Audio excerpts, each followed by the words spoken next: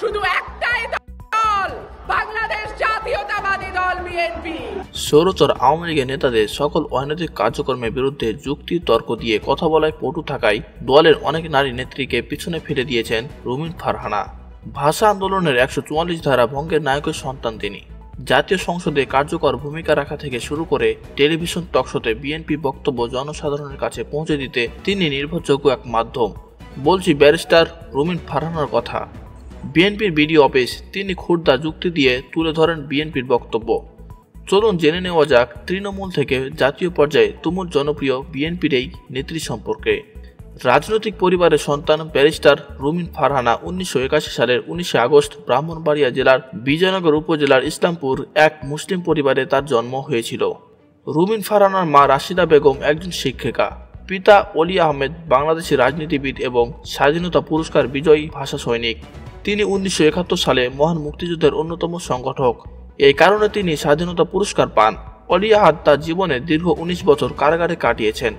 রাজনীতি করেছেন হোসেন শহীদ সোহরাওয়ার্দী, শেরে বাংলায় কে ফজলুল হক, মাওলানা ভাসানী ও শেখ মুজিবুর রহমানের সাথে। মজার ব্যাপার হলো তিনি ছিলেন আওয়ামী লীগের প্রতিষ্ঠাতা সাংগঠনিক সম্পাদক।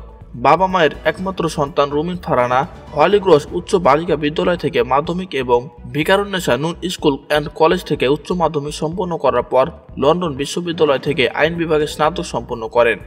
পরে যুক্তরাজ্যের লিঙ্কস ইন থেকে অর্জন করে ব্যারিস্টার ডিগ্রি। শিক্ষাজীবন শেষে ব্যারিস্টার হিসেবে বাংলাদেশের উচ্চ আদালতে আইনি পেশায় কাজ করেন। ২০১৮ সালে জাতীয় সংসদ নির্বাচনের পর সংরক্ষিত নারী আসন থেকে নির্বাচিত হন রুমিন ফারহানা। এরপর থেকে সংসদের বিভিন্ন সময়ে জ্বালাময়ী বক্তব্য দিয়ে আলোচিত হন। কার্যত বিরোধী দল না থাকলেও তিনি সংসদ হয়েছেন বিরোধী শিবিরের আইকন। তিনি বক্তব্য দিতে উঠলে উত্তপ্ত হয়ে যেত সংসদ। তার বক্তব্যকে ঘিরে তৈরি হতো সরগরম পরিস্থিতি। এমনকি তার বক্তব্য এক্সপান্স করার নজির রয়েছে। সংসদে আওয়ামী লীগের এমপিদের অনির্বাচিত বলতেও কুণ্ঠাবোধ করেননি। সংসদে দাঁড়িয়ে তিনি স্পষ্ট উচ্চারণ করেন, নির্বাচনে ৩০০ আসন লুট করেছে আওয়ামী লীগ। সংসদের ট্রেজারি বেঞ্চের কেউ বিএনপির ওপর তীর ছুড়লে রুমিন ফারহানা আওয়ামী লীগের উপর মিসাইল ছুড়তেন। সংবিধান নিয়মকানুন নিয়ে বক্তব্য দেওয়ায় তার কথাবার্তায় সরকার অস্বস্তি বোধ করত। ট্রেজারি বেঞ্চের শত শত এমপি ঐক্যবদ্ধ হলেও রুমিন ফারহানাকে মোকাবেলা করতেও পারা যেত না। এমনকি খালেদা জিয়ার মুক্তির দাবিতে রুমিন ফারহানার কথায় ক্ষমতাসীনরা প্রায় পড়তে হতো অস্বস্তিতে। ঠিক যেন বাপকা বেটি। ব্রিটিশ বিরোধী আন্দোলন থেকে শুরু করে পাকিস্তান আন্দোলনে যেমন শির টান করে দাঁড়িয়েছিলেন পিতা ওয়ালি আহাদ, তিনিও রাজনীতিতে ধরে রেখেছেন সেই অবস্থান।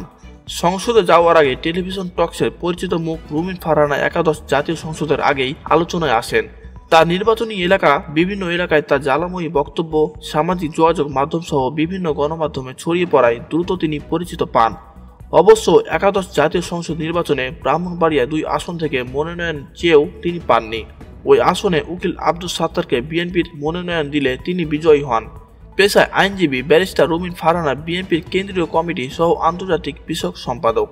বিএনপি নেতাকর্মীদের অনেকে বিশ্বাস করেন যুক্তি দিয়ে কথা বলাই পটু থাকায় দলের অনেক নারী নেত্রীকে পিছনে ফেলে দিয়েছেন রুমিন ফারহানা। হয়ে উঠেছেন তৃণমূল থেকে জাতীয় পর্যায়ে বিএনপি নেতাকর্মীদের আস্থাভাজন। বলা বাহুল্য একাদশ জাতীয় সংসদ নির্বাচনে বিএনপির একমাত্র নারী সংসদ সদস্য হিসেবে জাতীয় সংসদে প্রতিনিধিত্ব করার সময় ২০২২ সালে ১০ ডিসেম্বর ঢাকার গোলাপবাগে আয়োজিত বিএনপির গণসমাবেশে সংসদ সদস্য থেকে তিনি পদত্যাগের ঘোষণা দেন। পরবর্তীতে তার ছেড়ে দেওয়া সংরক্ষিত আসনে উপনির্বাচনে বিনা প্রতিদ্বন্দ্বিতায় জয়ী হন জাতীয় সমাজতান্ত্রিক দলের সহসভাপতি আফরোজা হক। রুমিন ফারহানা ঢাকা আইনজীবী সমিতির সদস্য। আইন ও রাজনীতির পাশাপাশি লেখালেখিও করেন। আমাদের রোজ নামচা যতটুকু বলতে পেরেছি শিরোনামে ২টি বই রয়েছে তার। লেখালেখিতেও তিনি যে সিদ্ধহস্ত তার এই ২টি বই প্রমাণ করে।